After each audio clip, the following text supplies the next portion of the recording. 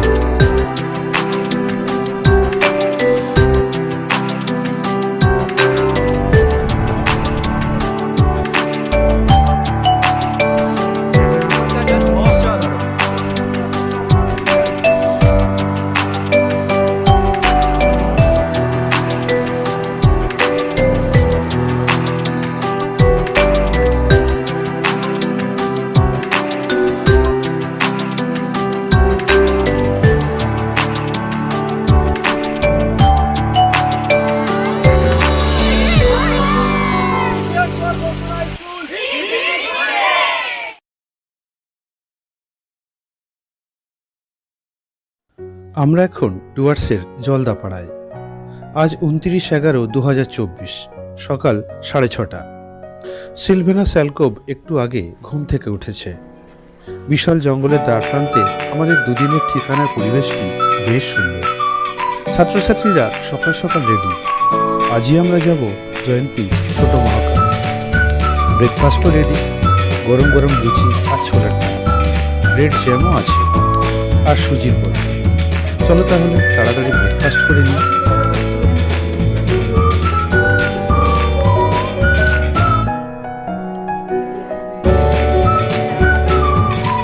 সকালের ডুয়ার্স, স্নিগ্ধ সুন্দর সকাল, সবে একটু ঠান্ডা পড়েছে। আর আমাদের 12টা গাড়ির কনভয় চলল 12A রাজ্য সড়ক ধরে রাজাভাতখাওয়ার দিকে। আমাদের হোটেল সিলভেনা স্যালকোভ থেকে রাজাভাতখাওয়ার দূরত্ব 46 কিলোমিটার। যেতে 1 ঘন্টার একটু বেশি সময় লাগবে। বাইরের অসাধারণ প্রকৃতি দেখতে দেখতে পথ চলা বড় আনন্দ। নিস্তব্ধ এই পরিবেশে আমাদের ভিতরের পরিবেশ কিন্তু বেশ জমজমাট। এই দুটো দিন সম্পূর্ণরূপে ওদের, তাই এই আনন্দ চলতে থাকবে।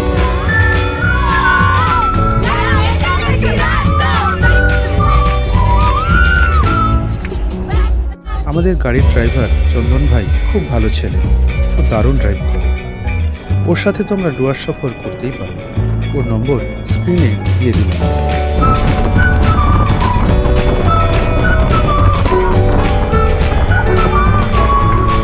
কোথাও বিশাল বিশাল চা বাগান, আর কোথাও ঘন জঙ্গল এ পথের সাথে।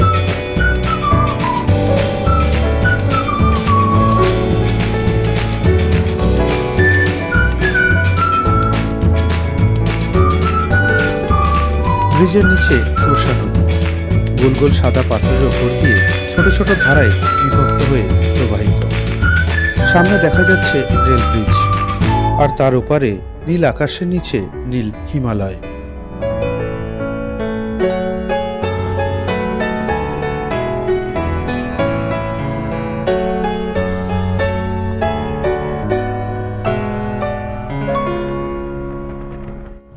বিশাল জঙ্গল ফুঁড়ে একটি ট্রেন চলেছে তার গন্তব্যের দিকে।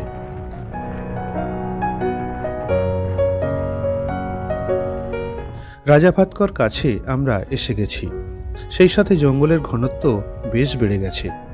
এতক্ষণ চা বাগানের সাথে কথা বলতে বলতে এসেছি, আর এবার জঙ্গলের সাথে কথা বলতে বলতে এগোবো।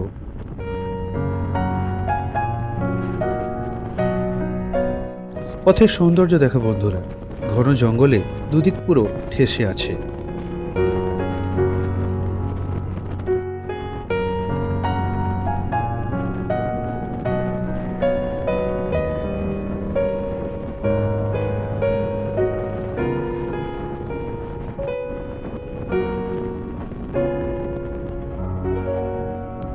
বেশ কিছুক্ষণ এ পথের স্বাদ নিতে নিতে রাজাভাতখাওয়া নেচার ইন্টারপ্রিটেশন সেন্টারে প্রবেশ।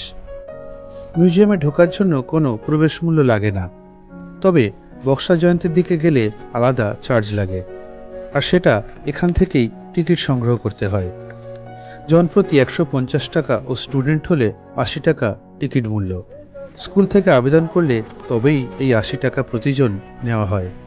গাড়ির চার্জ আলাদা। বক্সা জয়ন্তী টাইগার রিজার্ভ ফরেস্ট হওয়ায় এই ব্যবস্থা। টিকিট কেটে বক্সা জয়ন্তী যাবার ছাড়পত্র পাওয়া গেল। এবার হেঁটে চললাম রাজা ভাতখাওয়া নেচার ইন্টারপ্রিটেশন সেন্টারের দিকে। জঙ্গলের মধ্য দিয়ে মেঠো পথে মিউজিয়ামের দিকে চলেছি। মাটির গন্ধ শুকতে শুকতে আর জঙ্গলের বিশুদ্ধতা ফুসফুসে ভরে পথ চলা সেই দিকে। যদিও জঙ্গলের নিস্তব্ধতাকে আমরা অনেকটাই হেঁটে দিয়েছি।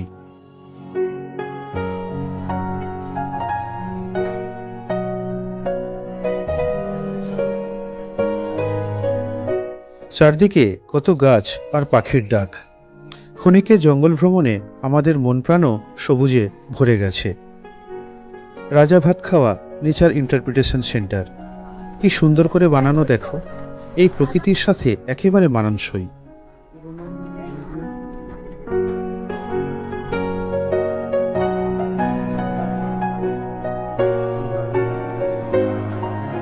চলো ছাত্র বন্ধুরা, ভিতরে ঢুকি। মিউজিয়ামের ভিতরে কৃত্রিমভাবে গাছ বসিয়ে জঙ্গল জঙ্গল ফিলিংস তৈরি করা হয়েছে। চারদিকটা হোয়াইট হোয়াইট ব্যাপার, কৃত্রিম গাছ লাগানো এবং আলোগুলো এমনভাবে দেওয়া যেন একটা অরিজিনাল জঙ্গলের ভিতরে এরকমই আলো আঁধারি পরিবেশ থাকে, সেই রকমই অনেকটা এখানে তৈরি করা হয়েছে। এখানে দেখো দেওয়ালে এই বক্সা জয়ন্তী জঙ্গল এবং এই লাগোয়া অঞ্চলে যে সমস্ত প্রাণী, উদ্ভিদ এবং পাখি পাওয়া যায় তাদের ছবি টাঙানো রয়েছে।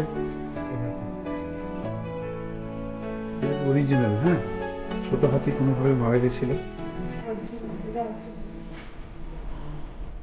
চারদিকটা দেখো, অরিজিনাল বাঘের ছাল এবং বাঘের মুখ। এটা লেপার্ডের, এটা রয়্যাল বেঙ্গল টাইগার।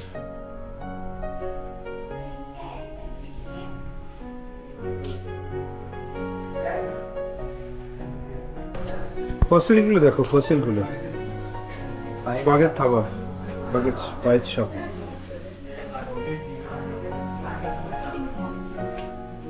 এগুলো কিন্তু অরিজিনাল দেখো।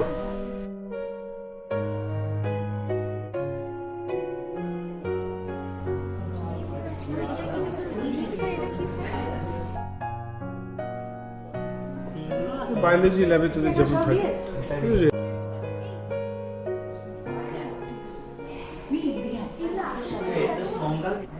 পাখি সব এই যেখানে এগুলো দেখতে পাচ্ছি এগুলো সব এই এরিয়ার, অন্য কোথাও নয় কিন্তু।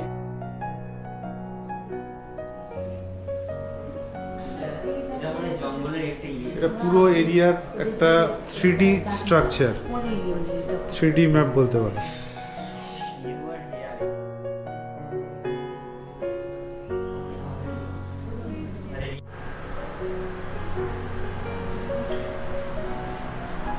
দেয়াল ছিল অজস্র প্রজাপতি, এত রকমের প্রজাতি আছে এখানে।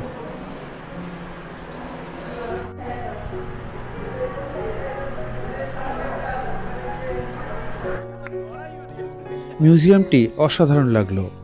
পাওয়া গেল এখানকার প্রকৃতির সম্পর্কে অনেক তথ্য। আমাদের ছাত্রছাত্রীরা ভীষণ আপ্লুত। এখন সবাই ছড়িয়ে ছিটিয়ে যে যার মতো আনন্দে মত্ত। চলো ওদেরকে ক্যামেরাবন্দি করতে করতে জেনে নিই রাজা ভাতখাওয়া নামের ইতিহাস। সালটা 1765। ত্রয়োদশ রাজা ধৈর্যেন্দ্র নারায়ণ কোচবিহারের সিংহাসনে বসেন। সিংহাসনে বসার পরেই বক্সা সংলগ্ন সমতল ভূভাগ নিয়ে ভুটানের সাথে তার সংঘাত শুরু হয়। আলিপুরদুয়ার সংলগ্ন চেকাখাতায় কোচবিহার ও ভুটান রাজের মধ্যে বার্ষিক ভোজসভার আয়োজন হতো। 1769 সালে সেই ভোজসভায় ভুটান সেনাপতি পেনসুতোমা রাজা ধৈর্যেন্দ্র নারায়ণকে বন্দী করেন। বন্দী রাজাকে প্রথমে বক্সা ও পরে তৎকালীন ভুটান রাজধানী হুনাখাতে গৃহবন্দী করে রাখা হয়। স্থায়ী রাজা না থাকায় সমগ্র কোচবিহার ও তৎসংলগ্ন এলাকায় ভুটানের আধিপত্য বাড়তে থাকে।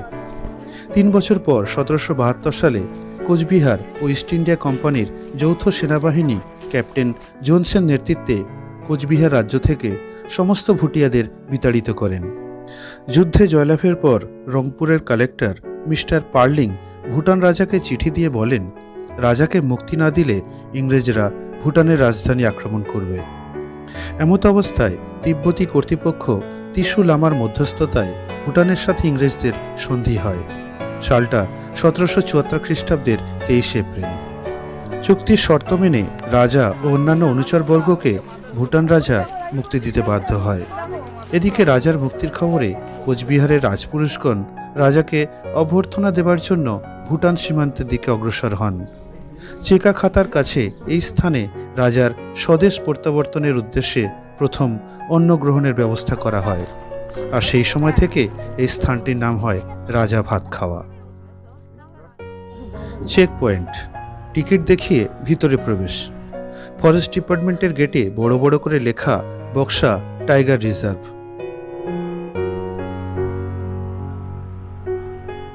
গেট পেরিয়ে আমরা প্রবেশ করলাম জঙ্গলের ভিতরে। এখান থেকে জয়ন্তী রিভারবেডের দূরত্ব 17 কিমি, আধ ঘন্টার পথ। পুরো পথটাই জঙ্গলে ভরা। যদিও রাজা ভাত খাওয়ার বেশ কিছুটা আগে থেকেই জঙ্গল শুরু হয়ে গিয়েছিল। রিজার্ভ ফরেস্ট হওয়ায় গাড়িতে গান চালানো মানা, শুধু প্রকৃতি দেখতে দেখতে যাওয়া। কি অপূর্ব পথের শোভা দেখো বন্ধুরা, কি ঘন জঙ্গল। হিমালয়ের পাদদেশে অবস্থিত হওয়ায় এখানে প্রচুর বৃষ্টি হয়। এ প্রসঙ্গে বলি, এই বক্সাদুয়ার এরিয়া পশ্চিমবঙ্গের সর্বাধিক বৃষ্টিবহুল অঞ্চল। প্রচুর বৃষ্টির সৌজন্যে ঘন ক্রান্তীয় চিরসবুজ অরণ্য ও আর্দ্র পর্ণমোচী অরণ্যের মিলিত সহাবস্থান। নীল আকাশ আর সবুজ জঙ্গল, চোখের আরামের জন্য আর কি চাই। চলো শুধু প্রকৃতি দেখি আপাতত। আরেকটি চেক পয়েন্ট, ছোট মহাকাল যেতে হলে এখান থেকেই জিপসি গাড়ি নিতে হয়। জয়ন্তী, হ্যাঁ বন্ধুরা, এটাই জয়ন্তী নদী। শুকনো খটখটে মরুভূমির মতো লাগছে। পিছনে নীল আকাশের নিচে সবুজ হিমালয়। একটু এগোতেই অবশ্য জয়ন্তী নদীর দর্শন পাওয়া গেল। হালকা জলধারা নিয়ে ছোট বড় পাথরের বোল্ডার পেরিয়ে এগিয়ে চলেছে। বর্ষায় এর রূপ ভয়ানক হলেও আপাতত এই সামান্য জলধারাই তার একমাত্র সম্বল। সামনে বিশাল হিমালয় হঠাৎ করেই রিভারবেড থেকেই উঁচু হয়ে গেছে। প্রাচীরের মতো লম্বা হয়ে প্রসারিত এ প্রান্ত থেকে ও প্রান্ত। আমাদের 100 জনের টিমের অর্ধেক ছাত্রছাত্রী ও শিক্ষকরা জিপসি গাড়িতে ইতিমধ্যেই ছোট মহাকালের উদ্দেশ্যে পাড়ি দিয়েছে। জিপসি গাড়ির সংখ্যায় কম থাকায় দুবারে আমাদের ওখানে নিয়ে যাবে। গাইড সহ প্রতি গাড়ির চার্জ 1600 টাকা, আর একটি গাড়িতে সর্বাধিক 6 জন ওঠা যাবে। একদল চলে যাওয়ায় বাকিদের নিয়ে শস্যনা হাই স্কুলের জয়ন্তী নদীর বিশাল ক্যাম্পাসে তাহলে একটু ভূগোলের ক্লাস হয়ে যায়। চওড়া মূল বৈশিষ্ট্য, এরা গরমকালে বা শীতকালে খুব একটা জল থাকে না, বর্ষায় ভয়ানক। নদীগুলো কিন্তু প্রথম থেকে এত চওড়া ছিল না, নদী ছিল সরু, বাট মাঝে মাঝে এখানে প্রচুর ফ্লাড হয়। এবারে কোনো কোনো সময় বন্যার জন্য ওদের ব্যাপ্তিটা আরো বেড়ে যায়, যার ফলে ধুয়ে নিয়ে গিয়ে পলি মাটিগুলোকে ধুয়ে নিয়ে বেরিয়ে গেছে, নিচের পাথরগুলো রয়ে গেছে। অর্থাৎ এই জায়গাটা যখন নদী ছিল না, কি মাটি? ভাবর মাটি, মনে পড়ছে? এবার ভাবরের ওপরে পলিগুলোকে নিয়ে চলে গেছে, রয়ে গেছে কি? পাথর খণ্ড। অর্থাৎ নদীটাকে আমাদের চওড়া দেখতে লাগছে। রেঞ্জটা দেখতে পাচ্ছ, অবশ্যই হিমালয় রেঞ্জ, কিন্তু এই রেঞ্জটার নাম কি কি হওয়া উচিত? শিবালিক রেঞ্জ, কিন্তু এটা শিবালিক রেঞ্জ নয়, এটা হিমাচল রেঞ্জ। শিবালিক রেঞ্জ কোথায় গেল? থাকার তো কথা। ওয়েস্টার্ন হিমালয় রয়েছে, ইস্টার্ন হিমালয় নেই, ইস্টার্ন হিমালয় হারিয়ে গেছে। এবার তোমরা জানো ইস্টার্ন হিমালয় বৃষ্টির পরিমাণ অনেক বেশি। এবার শিবালিক রেঞ্জ তৈরি হওয়ার পরে বিভিন্ন নদীগুলো তাদেরকে কেটে প্রবাহিত হতে পারে, তাদের হতে থাকে, তাদের তো জায়গার দরকার। নরম মাটি ক্ষয় করাটা কোনো ব্যাপার নয়, ক্ষয় করতে করতে প্রবাহিত হতে থাকে এবং আলটিমেটলি ক্ষয় করতে করতে করতে পুরো জিরো, একটু শিবালিকের অস্তিত্ব নেই। শিবালিক রেঞ্জ কি দিয়ে তৈরি? শক্ত পাথর আর নরম মাটি। হিমবাহ যখন শক্ত পাথরের ওপর দিয়ে যায়, পাথরকে কি করে? ঘষতে ঘষতে নিয়ে যায়, কোনো সময় মসৃণ করে। আর যখন নরম মাটির ওপর দিয়ে যায়, টোটালি গুঁড়ো করে দেয়, বাটনা বাটার মতো পেস্ট করে দেয়। তাহলে দুজন মিলে আসছে, শক্ত পাথর অনেকটা গোলাকৃতি হয়ে আসছে বা পাথরের টুকরো আকারে আসছে, আর নরমগুলো গুঁড়ো কাদা হয়ে গেছে, মাটি হয়ে গেছে। তারাই জমে তৈরি করেছে এই ভাবর মাটি, আর সেই পলিগুলো পালিয়েছে নদীর ক্ষয়ের দ্বারা, পাথরগুলো পড়ে আছে। কেমন এনজয় করছো ট্রিপ? এই এক্সকারশন আরো কথা আমি ভুলে গেলাম, ম্যাক্সিমাম ডলোমাইট, চুনা পাথর অল্প আছে, অন্যান্য অনেক পাথর আছে, কিন্তু ম্যাক্সিমাম ডলোমাইট। একসময় ডলোমাইট এখান থেকে প্রচুর পরিমাণে যেত, মাইনিং করা হতো, কিন্তু পরিবেশের কারণে ডলোমাইট উৎপাদন বন্ধ করে দেওয়া হয়েছে। এখন এখান থেকে কত ট্রেন লাইনও ছিল, সেগুলো ব্রিটিশ আমলে ডলোমাইট যেত, এখন সেগুলো বন্ধ। ব্রিজের একটা অংশও দেখা যাচ্ছে ওখানে, হ্যাঁ, ভগ্ন প্রায়। চারদিকটা একটু ঘুরে দেখি এবার। কি স্বচ্ছ জল দেখো বন্ধুরা, আর বয়ে চলার কি মিষ্টি শব্দ। আমাদের ছাত্রছাত্রীরা বেশ মজা করছে, আর ছবি তোলা তো আছেই। কত প্রজাপতি দেখো বন্ধুরা, মনের সুখে ঘুরে বেড়াচ্ছে। বক্সা জয়ন্তীতে অনেক প্রজাপতির বসবাস। এবার আমাদের পালা। জিপসিতে চললাম আমাদের এবারের এক্সকারশনের সেরা আকর্ষণ ছোট মহাকালের দিকে। শুকনো নদীপথে বোল্ডারের ওপর দিয়ে লাফাতে লাফাতে আমাদের এগিয়ে চলা। এখান থেকে ছোট মহাকাল 5.5 কিমির পথ। পুরো পথের অধিকাংশটাই এইভাবে নিচে নিচে যেতে হবে। শেষের কিছুটা পথ অবশ্য হাঁটা। পথের সৌন্দর্য দেখো বন্ধুরা, পাহাড়ের অনেক কাজ দিয়ে এবার চলেছি। অসাধারণ ল্যান্ডস্কেপ। জয়ন্তীর প্রবাহ বেশ বেড়ে গেছে। নদীর ওপারে বোল্ডার ক্লেট ঢিবি, তাদের ক্ষয় করে করে জয়ন্তী প্রবাহিত। আমাদের গাড়ি এখন চলেছে নদীর ওপর দিয়ে। অসাধারণ মুহূর্ত, জল ছিটকে গায়ে এসে পড়ছে। বেশ কয়েকবার জয়ন্তীকে পার করলাম আমরা। অল্প জলের নদীর ওপর দিয়ে যাবার মজাটাই আলাদা। ওই দেখো সামনে চলেছে আমাদের আরও অনেক গাড়ি। অসাধারণ মুহূর্ত।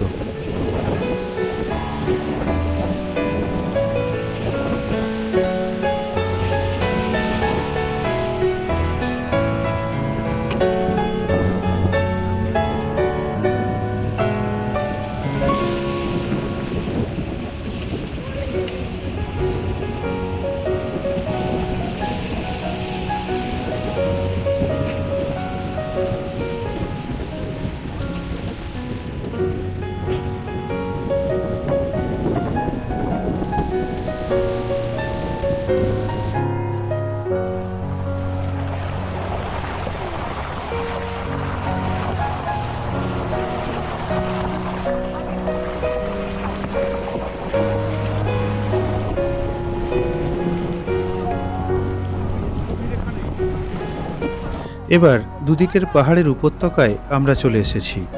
এতক্ষণ একদিকে পাহাড় ও আরেকদিকে সমতল ছিল। যত পথ এগোচ্ছে প্রকৃতির রূপও যেন ততই পাল্লা দিয়ে বেড়ে চলেছে আমাদের গাড়ির হার্টবিটও। এই দুর্গম পথে চলতে চলতে তাকেও মাঝে মাঝে একটু রেস্ট নিতে হচ্ছে। চারদিকে কত শত প্রজাপতি ঘুরে বেড়াচ্ছে।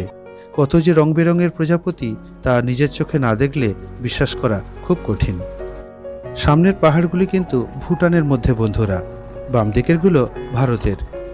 জয়ন্তী নদী সীমানা হিসাবে ছোট মহাকালের কাছ দিয়ে প্রবাহিত। পথের রূপ একটু পাল্টে গেল। গাড়ি রিভারবেড ছেড়ে সামান্য উপরে।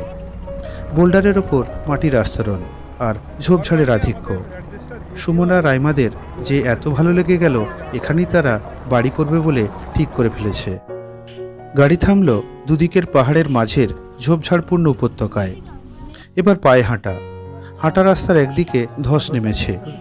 এগুলো গত বছর বর্ষায় মানে এই যে গেল যে বর্ষা।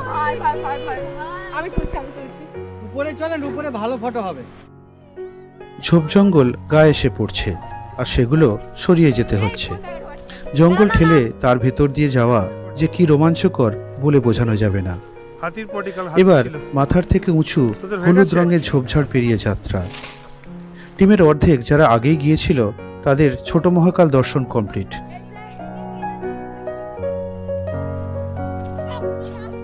আনন্দমাখা মুখ চোখ নিয়ে ফিরে আসছে তারা।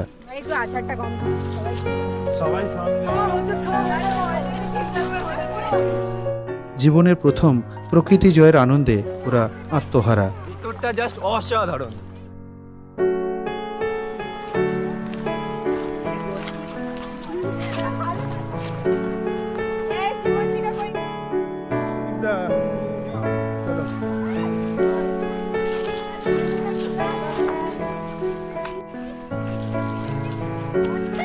Cinematic shot.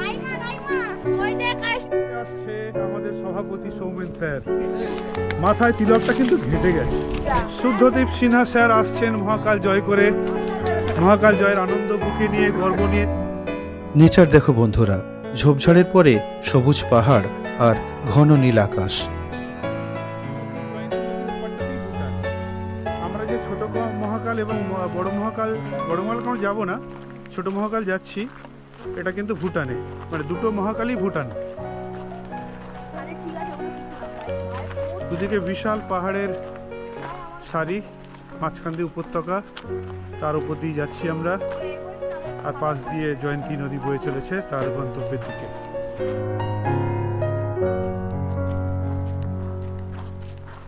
যাবার পথে বয়ে চলেছে একটি ছোট্ট লাল রঙের ঝোড়া।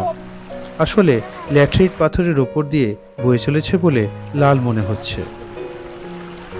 হ্যাঁ, আমরাই দলের শেষ সদস্য, সবাইকে পাঠিয়ে শেষে চলেছি আমরা। জয়ন্তীকে দেখো বন্ধুরা, দুদিকে পাহাড় থাকায় এখানে সরু উপত্যকার মধ্য দিয়ে প্রবাহিত, আর বেশ গতি নিয়ে প্রবাহিত। নদীর ওপর গাছের ডাল দিয়ে তৈরি ছোট্ট সাঁকো, আর এই সাঁকো পেরোনোর সাথে সাথেই আমাদের ভুটানে প্রবেশ। নেই কোনো কাঁটাতার, নেই কোনো গেট, নেই কোনো পারমিশন, নেই কোনো চেকিং, জাস্ট সাঁকো পেরোনো আর প্রবেশ অন্য একটি দেশে। সারা পৃথিবীটাই যদি এমন হতো। এতক্ষণ ভারত থেকে জয়ন্তীকে দেখছিলাম, আর এখন ভুটান থেকে দেখছি। দেখো জয়ন্তীর কি অসাধারণ রূপ, খরস্রোতে বয়ে চলেছে বেশ জোরে শব্দ করতে করতে।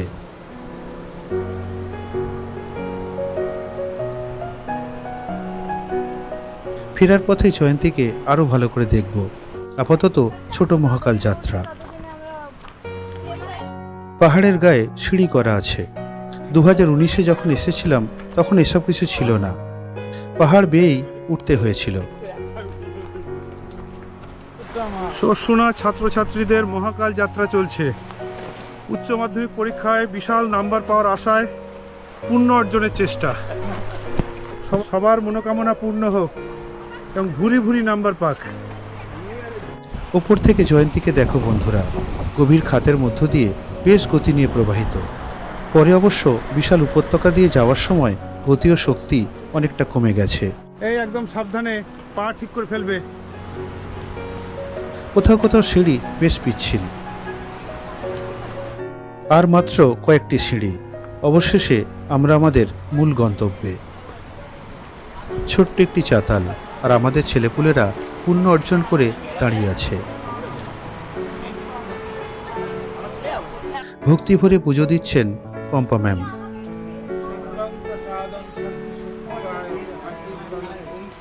সোমনাথ স্যারও পুজো দিলেন।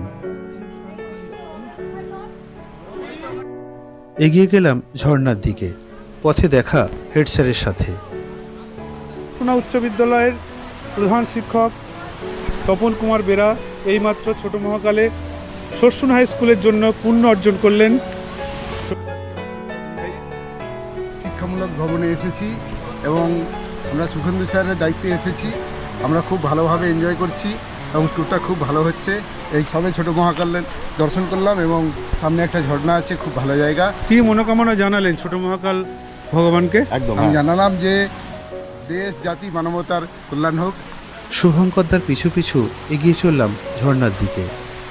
আমাদের একদল দাঁড়িয়ে আছে এখানে।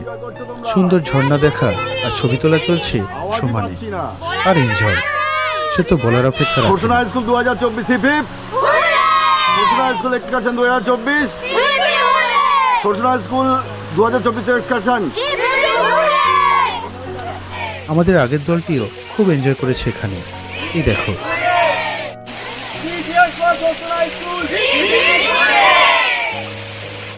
ছোট্ট একটি ঝর্ণা মৃদু গতিতে বেশ উঁচু থেকে পড়ছে। আর চারদিকের পরিবেশটা দেখো বন্ধুরা, বিশাল জঙ্গলের মাঝে অপূর্ব ঝর্ণা।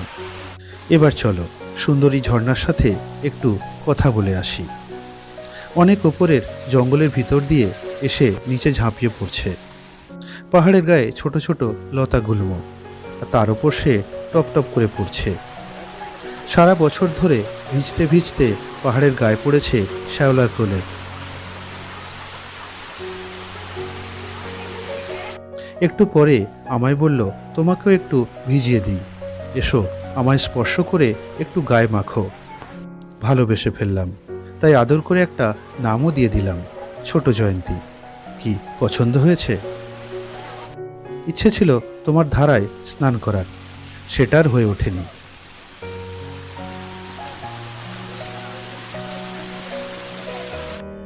এবার একটু ছবি তোলা, মুহূর্তটা হয়ে উঠুক আরো সুন্দর।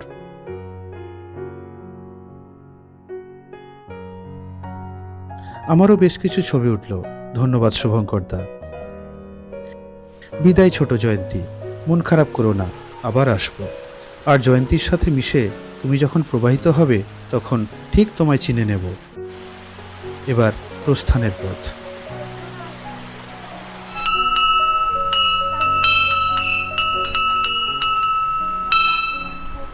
ছোট চুনাপাথরের গুহায় পূজারী বসে আছেন। হ্যাঁ বন্ধুরা, এটাই ছোট মহাকাল গুহা। অসংখ্য স্ট্যালাকটাইট ঝুলছে গুহার ছাদ থেকে। পুজো দিলাম শস্যনা হাই স্কুলের বিশাল পরিবার ও আমার বাড়ির ছোট্ট পরিবারকে ভালো রাখার বাসনায়। কথায় কথায় জেনে নেব ছোট মহাকাল সম্পর্কে, আর আরো উপরে থাকা বড় মহাকাল সম্পর্কেও। এটা আছে বিশ্ব ব্রহ্মাণ্ড, পুরো গোল। হ্যাঁ এটা আছে নন্দী, হ্যাঁ ঠিক। এটা আছে গণেশ, এটা আছে নারায়ণের গদাটা। মহাদেব থেকে প্রাকৃতিক ভাবে জটারির মধ্যেই সৃষ্টি বাবার মহাকাল দর্শন, ওই যে দাঁড়িয়ে আছে, এটা হচ্ছে মহাকাল। আচ্ছা, মহাদেব। এটা হচ্ছে মা জয়ন্তী স্বর্গকে জয় করি সেই শঙ্খ বাজিয়েছিলেন জয় শঙ্কর। আচ্ছা, শঙ্কর সাথে সিঁদুর দেওয়া জায়গাটাই হ্যাঁ হ্যাঁ। মা লক্ষ্মী লক্ষ্মী পাশে। আচ্ছা আচ্ছা। আর এইটা হচ্ছে সিংহের মুখটা পরিপূর্ণ, সিংহের হ্যাঁ, এটা হচ্ছে সিংহের মুখ। এইভাবে 33 কোটি দেবতার স্থান। এটা হচ্ছে মা মনসা, এটা হচ্ছে মা মনসা। এটা হচ্ছে প্রাকৃতিক ভাবে শিবলিঙ্গ। সকালে আসেন, সন্ধ্যেবেলা চলে যান, হেঁটেই আসেন হেঁটেই চলে যান। মানে ওই অতটা ওইখান থেকে এবার কখন যান, কখন? আমাদের সময় বেশি লাগে না, তাও মানে কতক্ষণ? এক ঘন্টা লাগে না। আচ্ছা, এই সন্ধ্যেবেলা যেতে ভয় লাগে না? সব বাবার কৃপা। এই যে এখানে থাকছি একটা- মানে কখনো হাতি বা লেপার্ড বা কিছু দেখেছেন যেতে যাতায়াতের পথে? হ্যাঁ, যাতায়াতের পথে দেখা পড়েই গণেশের সাথে যে দর্শন হয়। এই যে এই সমানে কালকে শুধু বন্ধ গেলেন, বুধবারও দেখেছি, মঙ্গলবারও দেখেছি, সোমবারও। হাতি দেখে, হাতি। হ্যাঁ, হাতি যেখান দিয়ে আসা হয়েছে জঙ্গল দিয়ে, ঠিক ওখান দিয়েই ওখানেই হাতি। আচ্ছা, হাতি যে পটি করছে দেখা গেছে না। হ্যাঁ হ্যাঁ হ্যাঁ হ্যাঁ। আমি এখানে আসার 8 ঘন্টা আগে সকালের দিকে একদম আর্লি মর্নিং। আর এর বাইরে অন্যান্য কোনো জীবজন্তু দেখা হয় যাতায়াতের পথে? অনেক অনেক আমাদের চোখে তো ভাসেই। আপনারা সব জানেনও কিভাবে? হ্যাঁ, এখানে তো একটা জিনিস হলো যে মানুষের থেকে আমাদের পশু পাখি আর একদম একদম একদম মানুষের কোনো অরাজক একদম ঠিক। দেখা গেছে এখানে ওরাই আমার আত্মীয়। মানুষকে আত্মীয় স্বজন ধরা যায় না, মানুষে যদি ও রাগ করে এটা কিচ্ছু করা যায় না। কারণ হলো কি জানে, সেইভাবেই দেখছি এখানে অরাজক সেইভাবেই চলে। দেখা গেছে সেইভাবেই এখানে পেরিয়ে চলা। সর্বং শান্তি শক্তিকায় মহাকাল, ওম শান্তি, ওম শান্তি। ধন্যবাদ। ঠাকুরমশাই, 2019 সালে আমি এসেছিলাম, হ্যাঁ, তখন আর একজন ঠাকুরমশাইকে দেখেছিলাম। ওটা হচ্ছে জয়ন্তীরই আমাদের ওই। উনি কোথায় এখন? উনি পায়ে গেছে। মারা গেছেন? হ্যাঁ, উনি গত 2 বছর আগে। 2 বছর আগে। আচ্ছা আচ্ছা আচ্ছা। তো তারপর থেকে আপনি আছেন? উনি থাকাকালীনও আমি এখানে 7 বছর, উপরে মহাকালে 13 বছর পূজা করছি। ওই ওপর মহাকালেও কেউ থাকেন? আমি বা আপনি? দুটো দুটো এখন রাস্তাঘাট হয় নাই। আচ্ছা আচ্ছা আচ্ছা। তো জানুয়ারি থেকে হয়তো রাস্তাঘাট বানাবে। তো উপরের মহাকালে যদি আমরা যেতে চাই কিভাবে যাবো? এখনো খুব কষ্ট, এখনো এই অবস্থাতে যাওয়া যাবে না, রাস্তা না হলে যাওয়া যাবে না। মানে কিভাবে তাহলে যাওয়া যাবে? এখন হ্যাঁ যদি না মনে করি যে এক্ষুনি এখন যাবো। মনে করলে আবার পাহাড় পাথর টপকে টপকে যেতে হবে। হ্যাঁ। সাইড দিয়ে যারা মানে শক্তি আছে, যারা সাহস আছে, তারা কতক্ষণ লাগবে উঠতে? উঠতে প্রায় 2.5 দিন মধ্যে দিবে। হ্যাঁ, কতটা উঁচুতে? এখান থেকে রাস্তা সমতলের রাস্তা 0.5 কিলোমিটার, আচ্ছা, আর উপরে উঠতেই 10 মানে মানে এটুকু পার হইতেই উঁচুটা কত মিটার আন্দাজ? উঁচুটা হচ্ছে 3700 ফুট। 3700 ফুট। এটা হচ্ছে 2300 ফুট।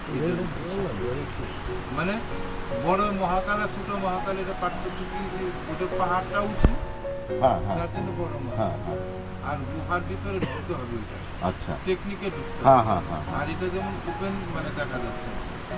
এই লোকরা মানে ডিফারেন্স, যেমন এখানে এতটুকু জায়গা আছে, ওখান থেকে এখানে আসতে শিবরাত্রি হলে 6 ঘন্টা টাইম লাগে। ওইখান থেকে মানে এত লাইন, এত মানুষের ভিড় হয়? 3 দিন 4 দিন আগে থেকে আচ্ছা, line। শিবরাত্রি। শিবরাত্রি 3 দিন 4 দিন আগে থেকে লাইন।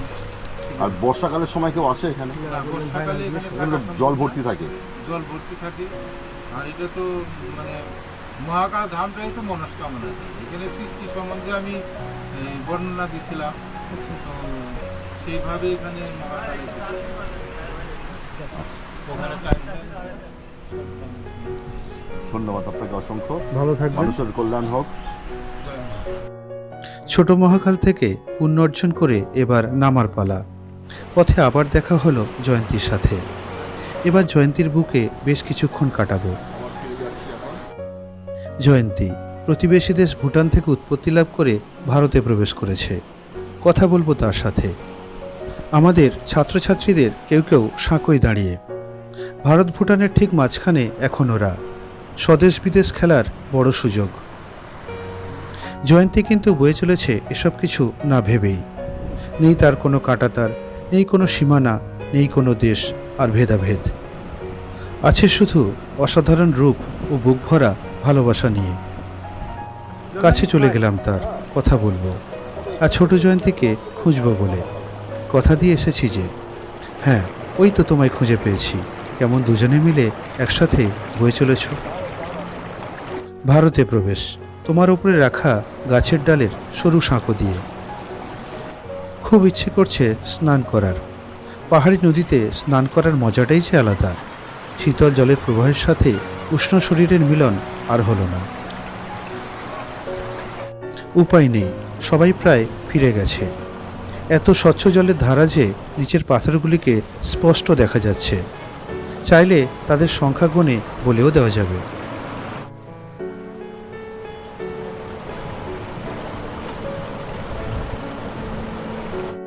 অনেক সময় হলো, এবার এই অপূর্ব জায়গাটিকে বিদায় দিতে হবে।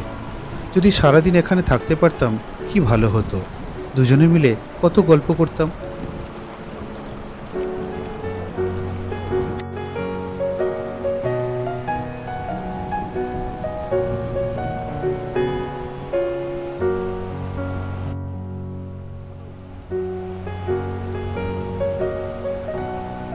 ফিরে চললাম। সামনে সীমন্তিকা সদ্য চশমা হারিয়ে টেনশনে পড়ে গিয়েছিল। খোঁজাখুঁজির পর অবশ্য পাওয়া যায় জয়ন্তীরই পাড়ে। সযত্নে সে রেখে দিয়েছিল তারই কাছে। ঝোপ জঙ্গলের ভিতর দিয়ে আবার পথ চলা। এইমাত্র ছোট মহাকাল ট্রেক করে আমরা ফিরছি। দেখো চারদিকে ঘাসের জঙ্গল। ছোট মহাকাল পাহাড়টি ভুটানের মধ্যে একটি চুনাপাথরের গুহা। আমরা ওখানে স্ট্যালাকটাইট দেখেছি। আর রিভার জয়ন্তী ভুটান আর ভারতের বর্ডার দিয়ে প্রবাহিত হয়েছে।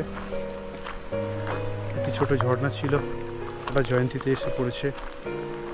এখন আমরা দেখো চারদিকে ঘাসের জঙ্গল, তার মাঝখান দিয়ে চলেছি।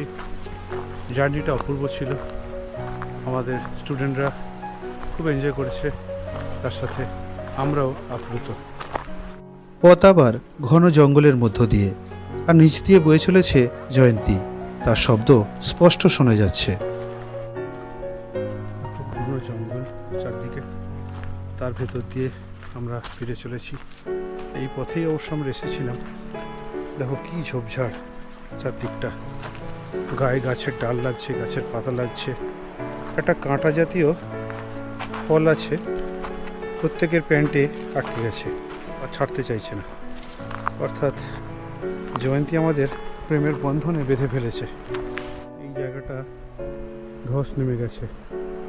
আগে যখন এসেছিলাম এখান দিয়েই আমাদের গাড়িটা যেত আরও অনেকটা উপরে, এখন এতটা যেতে পারে না।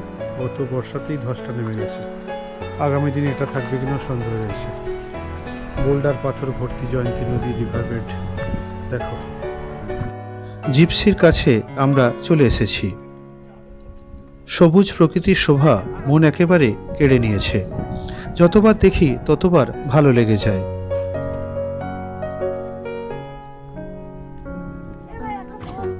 আমাদের গাড়ি চলে এলো। বোল্ডারময় রিভার বেড দিয়ে লাফিয়ে লাফিয়ে আবার ফিরবো আমরা। কখনো জয়ন্তীর জল পার করে তার স্পর্শ পেতে পেতে, কখনো শুধু শুকনো উপত্যকা দিয়ে, কখনো আমরা তাকে স্পর্শ করি, আর কখনো রোদের কিরণ। সুন্দর তুমি, অস্থির তুমি, কোথায় বয়ে চলেছে কে জানে। বলি ঠিকানাটা দিয়ে যেও, আর ঠিক এমনই থেকো।